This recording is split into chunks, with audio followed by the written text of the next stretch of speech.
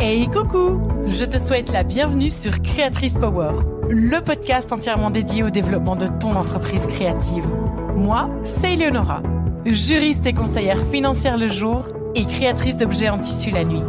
J'interviewe pour toi des femmes inspirées, inspirantes et ultra compétentes afin de te donner toutes les clés pour faire grandir ta marque et ton univers. Si tu as envie de laisser ton empreinte dans le monde des créatrices et montrer tout ton talent, tu es au bon endroit. Bonne écoute!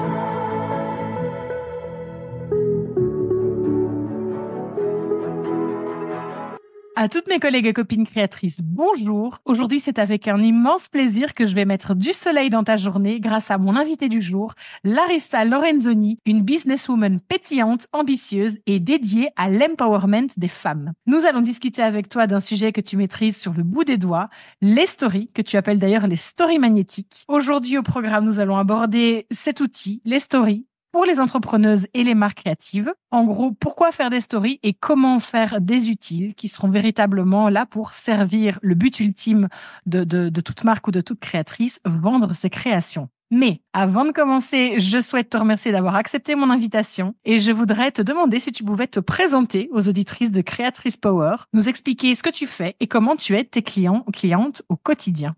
Hello tout le monde, déjà merci beaucoup de m'avoir invitée. C'est un plaisir d'être ici, de parler de ce sujet parce que ça me fait vraiment, je kiffe, donc c'est un plaisir à chaque fois de venir partager autour de ça. Récemment, j'ai fait 3 ans d'entrepreneuriat et j'ai commencé vraiment dans cette idée que j'avais envie d'aider les femmes, j'avais envie de les mettre en avant, leur permettre en fait de prendre de la place et du coup de mettre un coup de lumière sur leur travail, leurs compétences.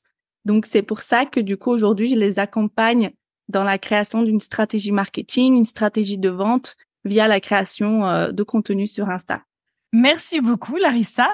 Je te propose de commencer simple et de récapituler un petit peu pour tout le monde, même si c'est une évidence. Mais qu'est-ce que c'est une story et de peut-être nous expliquer quand on va parler de story dans le cadre de cet épisode, de quoi est-ce qu'on va parler? Donc, quand on va parler de story magnétique ici, en fait, je définis ça comme une séquence, un peu comme si c'était une histoire qu'on raconte, qui a un début, un milieu et une fin. Donc, il y a les stories sur Instagram qui sont du coup les petits contenus qui sont disponibles 24 heures quand on clique sur la photo de profil de quelqu'un. Et en fait, ces contenus, normalement, on peut en prendre une seule photo, il a publié, tout comme on peut en fait en faire une séquence entière. Et du coup, là, on parle de 5, 10, 15, 20 stories qui viennent avec un vrai fil rouge et qui normalement, de la manière que je l'enseigne dans Story Magnétique, c'est on capte l'attention au départ et petit à petit, on emmène vers un CTA, donc un appel à l'action, qui envoie vers une conversion, qu'elle soit pour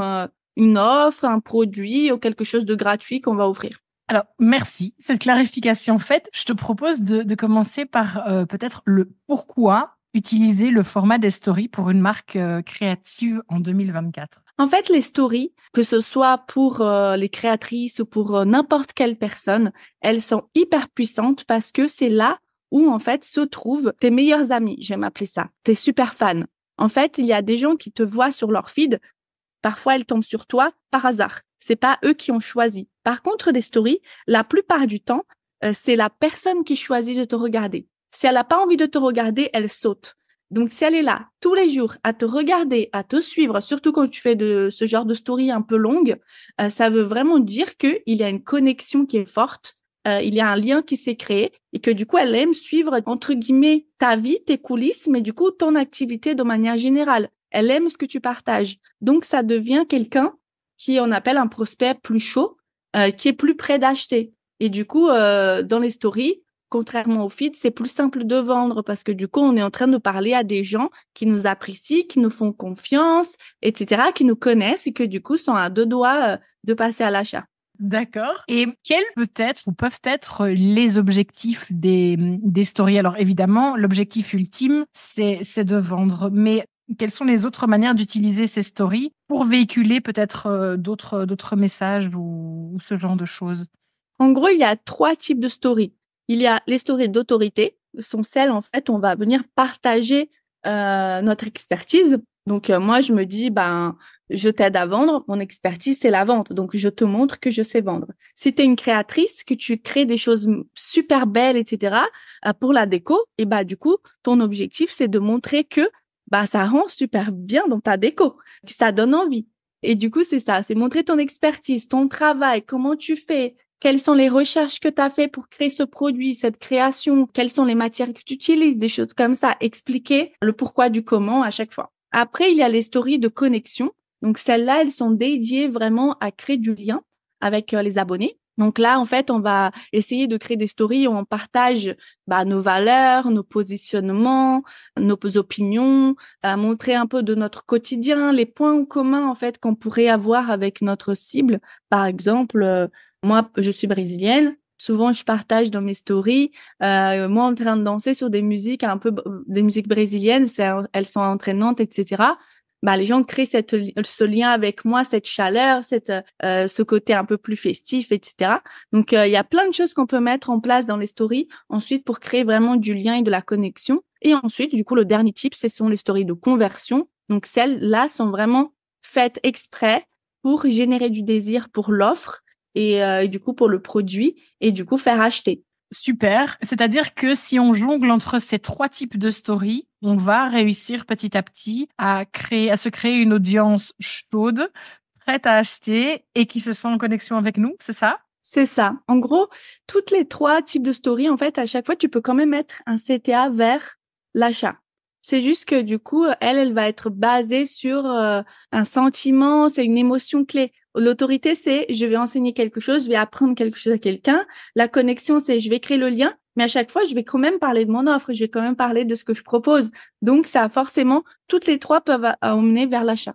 Ok, super. Alors, est-ce qu'il y a une règle de se dire, je sais pas, il faut que je fasse autant de stories d'autorité, autant de stories de connexion, autant de stories de conversion, ou est-ce que c'est plutôt quelque chose qu'on va fixer, peut-être se dire, ok, cette semaine je maxe sur la conversion, la semaine prochaine je maxe sur l'autorité.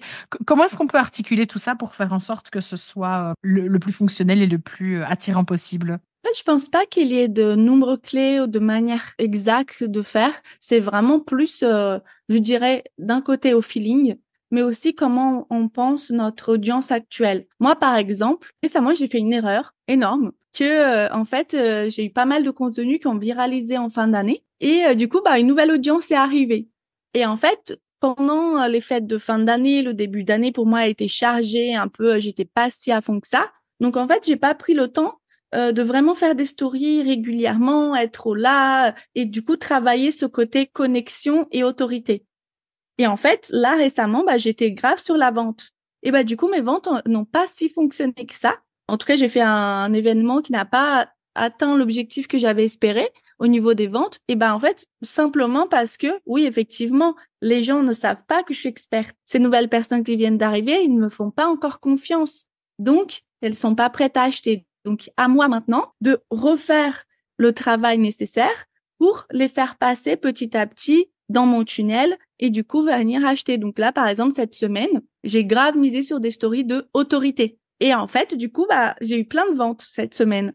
Oui, parce qu'en fait, c'était ça que les gens attendaient. Donc en fait, je pense que ça dépend beaucoup de la période, de l'objectif, de comment on sent les personnes. J'ai plein de clientes qui me disent «Oh, dis donc, j'ai fait plein de stories et j'ai pas fait de vente. Elles étaient dans la conversion. Mais est-ce que les gens sont prêts à acheter? Est-ce qu'ils te connaissent? Est-ce qu'ils te font confiance?» Donc, il y a quand même un travail à faire un peu en avant. Tout ce que tu nous dis là nous fait basculer dans le comment faire ces stories, comment rendre ces stories. Alors, je me permets d'utiliser ton terme, magnétique, parce que je trouve que ça définit tout à fait ce que c'est. En fait, c'est vraiment attirant et ça nous donne envie de toucher le produit ou le service. On a envie, on peut pas se retenir. C'est vraiment la belle au bois dormant qui vient toucher le rouet et qui se pique parce qu'elle est hypnotisé par ces stories. Comment est-ce qu'on met en place quelque chose qui va fonctionner? Pour les créatrices, on fonctionne plutôt par collection ou par moment de vente. On a un gros pic évidemment à Noël, mais voilà, il y a des collections qui sortent toute l'année, puis il y a des collections permanentes, il y a il y a différentes manières de mettre en avant ces produits. Mais imaginons qu'on a envie de lancer un nouveau produit. Comment est-ce qu'on pourrait faire pour justement créer des séquences ou faire en sorte que nos stories puissent mener à de l'intérêt et ensuite de la vente par rapport à ce nouveau produit?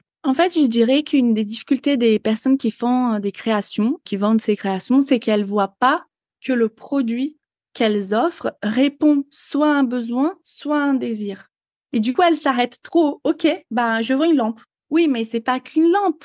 C'est quelque chose qui va rendre ta chambre d'une certaine manière. Ça va créer un cocon. Ça va être une lampe, je sais pas, pour te permettre de travailler. Et du coup, en plus, elle est super parce que c'est X temps de batterie ou elle est écologique. Enfin, peu importe. Donc, en fonction de ce que tu vends, il n'y a pas que le produit en soi. Il y a un univers autour. Il y a des caractéristiques, des bénéfices, plein de choses. Et c'est ça, en fait, qu'on va essayer de mettre en avant dans les stories. Donc, à chaque fois, par exemple, dans une story d'autorité, ce qu'on fait, c'est répondre au désir et du coup, une difficulté de notre cliente idéale. En fait, une chose qu'on me dit souvent pour les produits, c'est oui, mais moi, je vends des produits et en fait, c'est pas, ils ont pas besoin, genre, ils vont pas mourir s'ils achètent pas ça. Oui, mais Oui, c'est vrai. moi non plus, en soi, ce que je vends, les gens, ils vont pas mourir s'ils achètent pas ma formation. Mais il n'y a pas que le côté besoin en fait premier, on va dire dans la pyramide de Maslow, il y a les besoins physiologiques, il n'y a pas que ceux-là qui comptent. Il y a l'estime, il y a le besoin en fait de se sentir appartenu par quelque chose. Enfin, il y en a plein d'autres. Donc par exemple, j'aime bien donner cet exemple. Pourquoi les gens achètent un stylo? Ben oui, un stylo, bah pour écrire. Mais pourquoi les gens vont acheter un stylo chez Montblanc qui coûte 1000 balles? Parce que en fait, on se dit, bah oui, je vais pas prendre les meilleures décisions de ma vie en signant avec un bic. Ça n'a pas de rapport. Et bah du coup, il y a tout un besoin de accomplissement derrière. Et du coup, c'est ça qu'on va essayer de mettre en avant dans nos stories en expliquant pourquoi ce produit, il permet ça. Donc, on va montrer à la limite aujourd'hui en racontant une histoire. Il y a plein de manières du coup de débuter une story. Donc, il y a le fait de raconter une histoire. Ça peut être aujourd'hui, j'ai signé l'achat d'une maison. Pour moi, ça a été hyper important. J'ai fait ça pour arriver là, j'ai fait ça pour en arriver là. Ça s'est passé ça, voilà, plein de choses. Et aujourd'hui, voilà que je le signe. Et j'ai pris ce stylo spécialement parce que oui, je vais pas signer le compromis de vente de ma maison avec un pauvre stylo bic que j'ai mangé. Donc, tout ça, ça donne désir. La personne, elle a cette idée en tête qui est restée et elle se dit, bah oui, effectivement, il me faut un stylo Mont Blanc. Là, tout de suite, j'achète. Ça me fait penser évidemment au fait qu'il faut pousser ou que ça tend à laisser croire qu'il faut pousser le storytelling de sa marque et que les stories, même si elles sont temporaires et qu'elles ne durent que 24 heures, peuvent aussi être l'endroit où on va raconter son histoire, l'histoire de sa marque. Et comme tu le dis, avec les stories de connexion, mais pas que, c'est vraiment créer un lien émotionnel entre les futurs clients ou les clients et la marque. Comment, en tant que créatrice, on se construit un storytelling qui marche? Je pense qu'il y a plein de manières en fait de techniques entre guillemets d'écriture qu'on utilise pour construire un storytelling, mais je dirais de manière trop simple et les gens je pense ils se cassent trop la tête.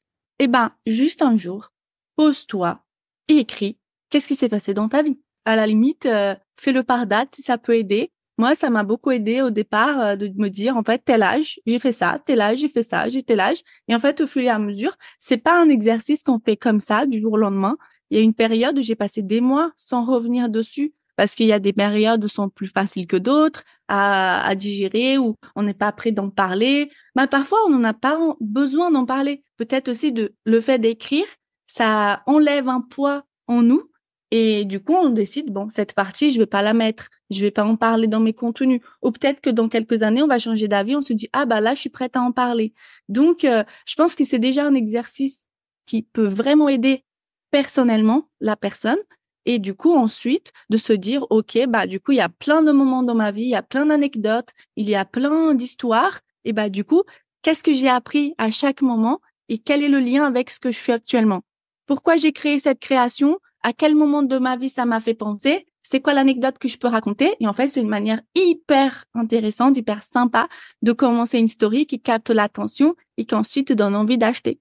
Oui, oui, non, c'est sûr. C'est effectivement le fait surtout quand on parle de création, c'est forcément, ça ramène à quelque chose de très personnel. Et c'est vrai que le fait, du coup, de réussir à trouver la raison de pourquoi on en est arrivé à créer ça, ben, il faut ensuite franchir l'étape suivante et se dire, expliquer pourquoi. Et du coup, faire en sorte que la clientèle cible s'y reconnaisse aussi, pourquoi pas. Et du Mm. coup, ait envie d'acheter. Non, c'est sûr. Et alors, là maintenant, on a donc on a le pourquoi, on a le comment de manière très générale. Est-ce que toi, Larissa, tu as des conseils par rapport à techniquement comment faire des stories qui fonctionnent? Est-ce que on part sur plutôt des formats vidéo? Est-ce qu'on part sur des formats plutôt photos? Est-ce qu'on utilise ces petits stickers? Comment est-ce qu'on fait pour faire en sorte que ces stories soient vraiment qu'on ait envie de toutes les regarder et qu'on arrive jusqu'à la fin et donc à ce call to action, ce CTA qui va nous donner envie d'acheter le produit. En fait, je pense qu'il faut garder en tête que, comme toute histoire, et c'est vrai, hein, story, ça veut dire histoire, déjà de base. Donc, oui, on va raconter des choses. Et en fait, dans ces histoires, à chaque fois, quand on voit dans les films, dans les livres, dans toutes les fois où on raconte des histoires, c'est toujours quelque chose, soit elles sont trop ennuyantes et du coup, on n'a pas envie de regarder ou on n'a pas envie de lire, soit elles sont dynamiques, elles fait des mini-surprises et du coup, en fait, on est tout le temps dedans. Voilà, qu'est-ce qui va se passer par la suite? Comme toutes les séries Netflix, qu'à la fin, il se passe toujours un truc et là, épisode fini. Le cliffhanger qui nous tue. Donc là, c'est la même chose qu'on va essayer de recréer en fait à travers les stories. C'est pas que faire des vidéos, c'est pas que faire des photos, etc. C'est tout.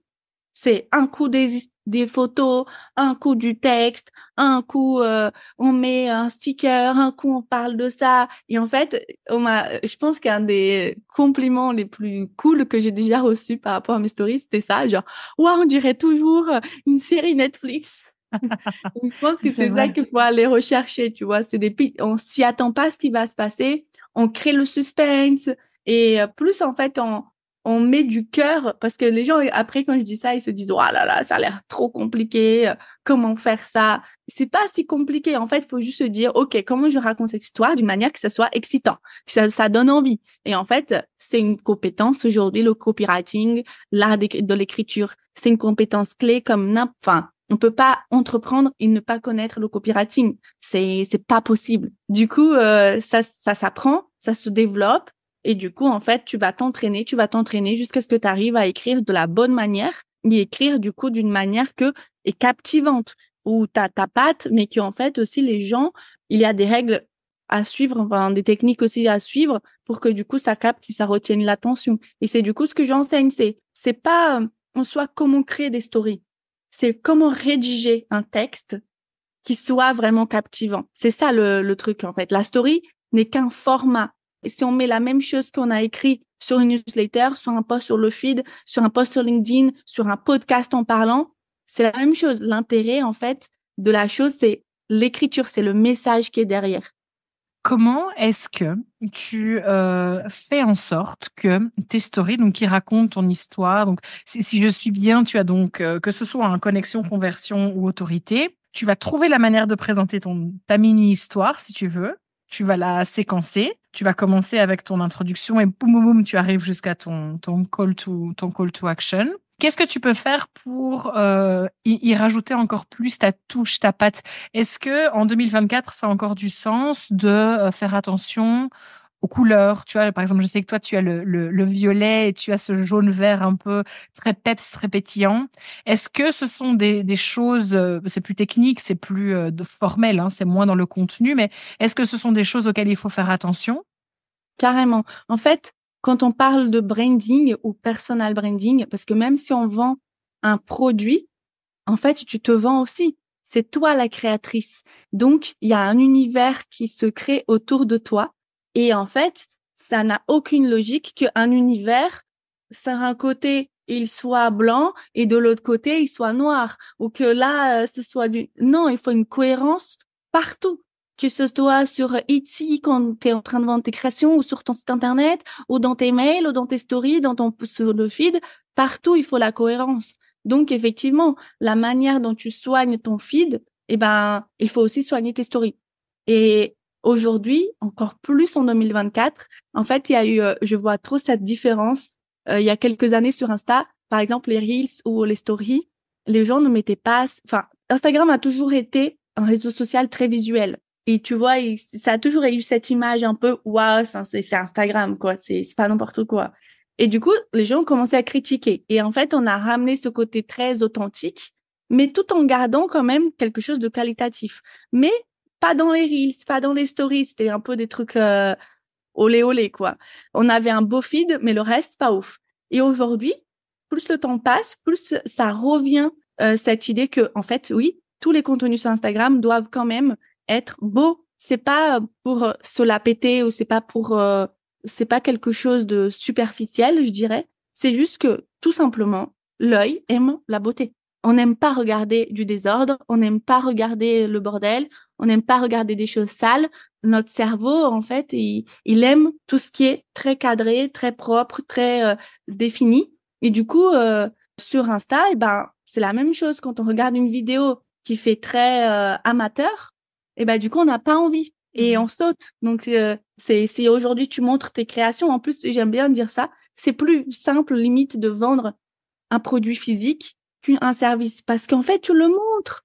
Et en fait, il donne envie si tu le montres de la bonne manière. Donc, si tu fais une pauvre vidéo toute floue, dégueu, eh ben oui, non, tu donnes pas envie d'acheter ton produit. Et ça, il faut le faire la même chose dans les stories. Il faut des photos belles, des vidéos belles, des choses qui soient qualitatives. En fait, ce que j'entends de ce que tu me dis, c'est bon, la story reste, je pense, malgré tout, un petit peu plus dans l'aspect, hein, pas forcément, mais plus authentique dans le sens où ça donne cette image de je prends mon téléphone et je filme un moment de vie ou je filme une création ou je me filme en train de parler. Mais malgré tout, il y a quand même une réflexion avant qui fait que, ok, je vais le dire, mais uniquement parce que, on parlait de séquence, parce que ça va me permettre d'emmener mes abonnés ou ma cible éventuelle vers ce call to action. Est-ce que ça veut dire qu'on est sur de l'authenticité, mais travaillée, pas vraiment, on n'en est plus là à prendre son téléphone, à parler, à présenter, mais plutôt mis en scène? Je dirais pas ça. En fait, il y a ces stories en fait de séquences, mais il y a aussi les stories juste normales qu'on a envie de faire comme ça. Et justement, ce côté sur le coup. Après, je pense qu'il est important de définir déjà une stratégie globale, dans le sens une communication globale. Quel est mon univers et cadrer les choses et se dire, OK, par exemple, j'aime bien donner cet exemple. À un moment, je faisais du yoga. Et en fait, je l'ai jamais montré sur Insta. Parce que quand j'ai cadré ma communication globale, bah en fait, le yoga ne va pas forcément, ça donne pas l'image que j'ai envie d'envoyer.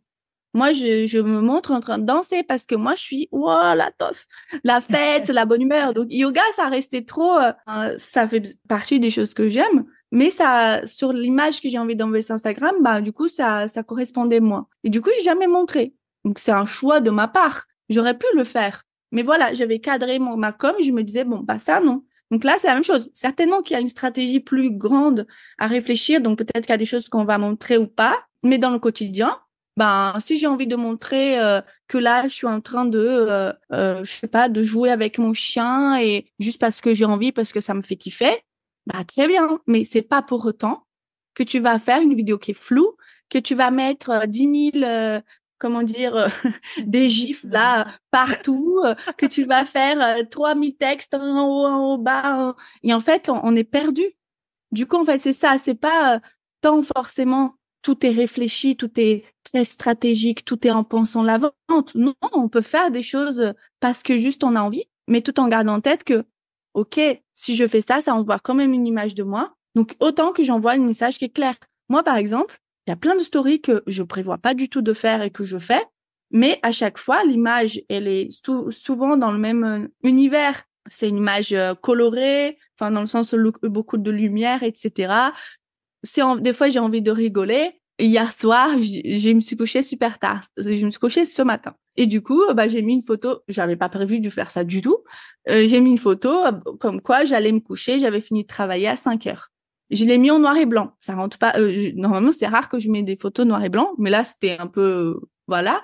Et j'ai mis un petit son marrant, genre grosse blague, les funny songs. Moi, j'adore. Et du coup, c'est quelque chose, ben voilà, c'était ça me fait plaisir, tu vois. Et on peut emmener des choses, comment dire, qui sont pas parfaites. Moi, ça m'arrive de mettre des filtres où j'ai la tête de un clown ou que j'ai un truc vraiment pas ouf, mais ça reste quelque chose, on va dire, ça reste professionnel. Enfin, la qualité, je parle de l'image elle-même. C'est pas quelque chose, on dirait pas que c'est mon neveu de 3 ans qui a pris la photo. Voilà. Et tu parlais de stratégie de communication globale. Et effectivement, c'est vrai que nous, dans cet épisode d'aujourd'hui, on se focalise plutôt sur les stories, mais effectivement, c'est une petite partie de cette stratégie de communication. Comment est-ce qu'on traite les stories dans cette stratégie de communication globale? Est-ce que c'est un point d'une stratégie de communication? Est-ce qu'il y a d'abord, on décide du contenu et puis on décide des formats? Comment est-ce qu'on fait un petit peu pour traiter justement ces stories? À quel moment est-ce qu'on va se dire, OK, en story, je fais ça et alors je décide au jour, enfin, pour chaque jour, qu'est-ce que je vais mettre en avant? Moi, j'aime bien réfléchir un peu comme un arbre, en fait. Et du coup, on va dire que là, il y a toi. Bon, les gens ne me voient pas, mon cher, mais là, du coup, il y a un point principal, on va dire, qui c'est toi et ou ton produit, enfin, ta marque. Et du coup, les choses principales qui vont soutenir, en fait, ta marque, déjà, c'est ta cliente idéale, qui elle est.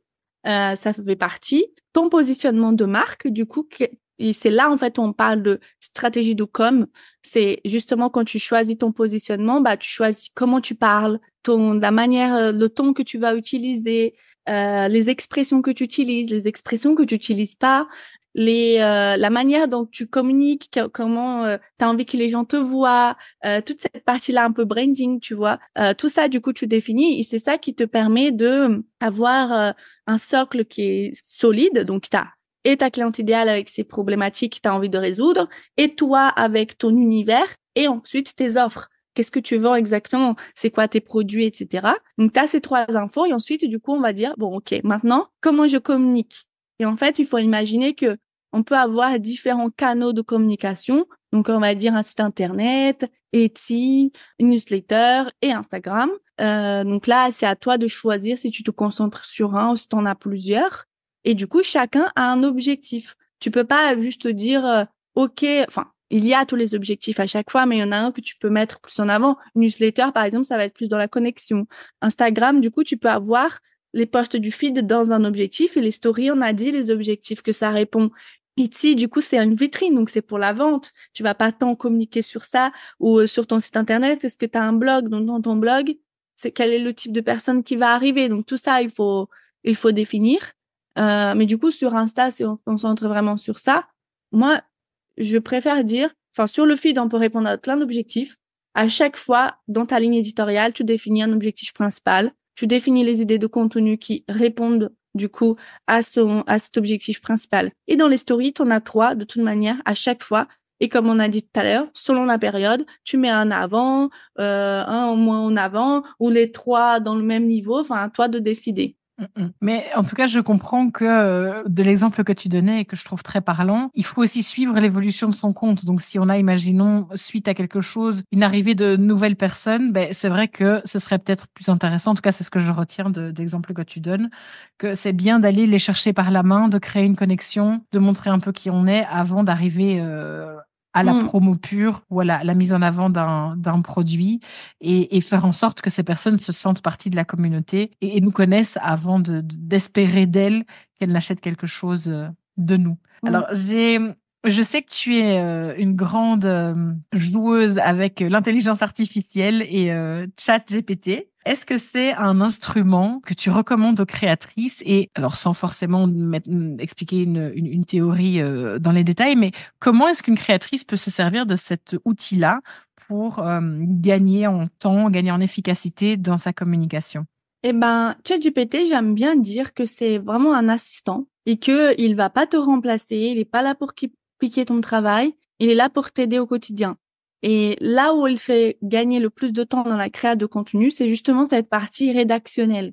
C'est toi qui as l'idée. C'est toi qui sais qui est ta cliente idéale, même si tu lui expliques, c'est toi qui connais toutes les nuances. C'est toi qui te connais et connais toutes les nuances de ton business. Donc, il faut juste lui expliquer ce que tu veux exactement, parce qu'au lieu que tu t'écrives une story, si je prends l'exemple des stories magnétiques un peu longues, si tu veux écrire ce genre de story, bah oui, ça prend du temps.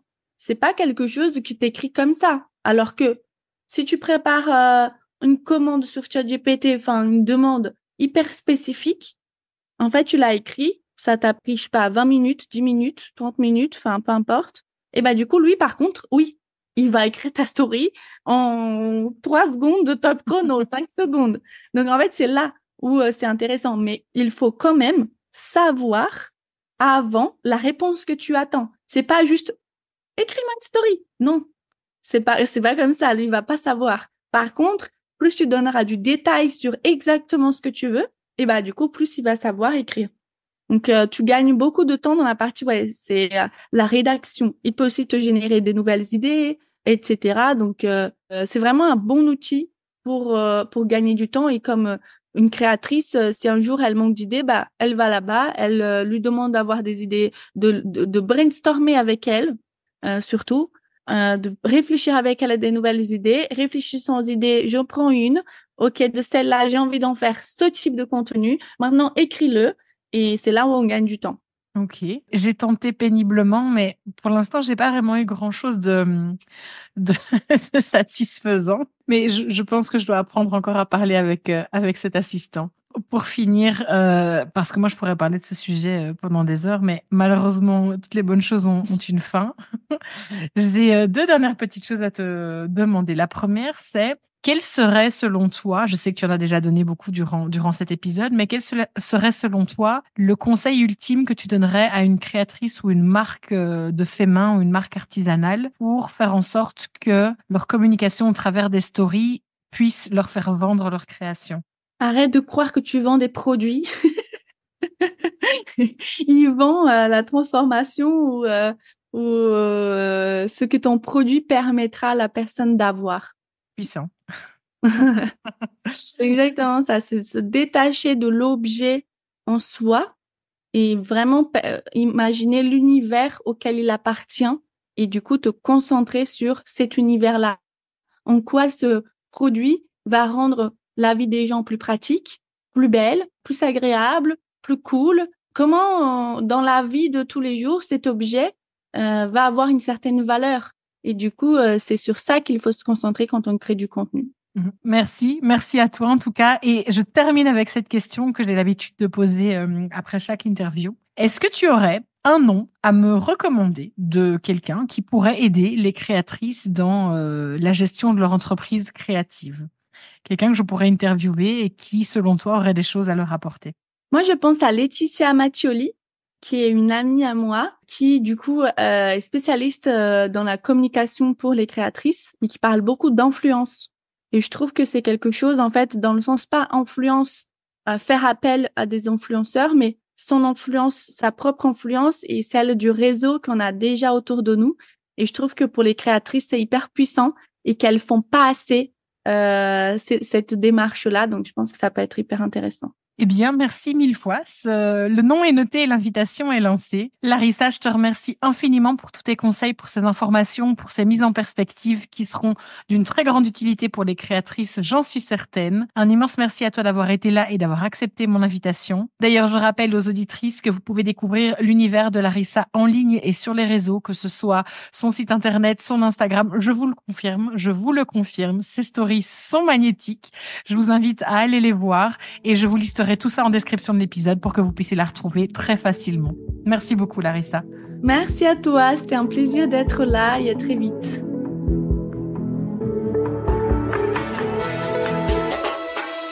Merci infiniment d'avoir écouté cet épisode de Créatrice Power.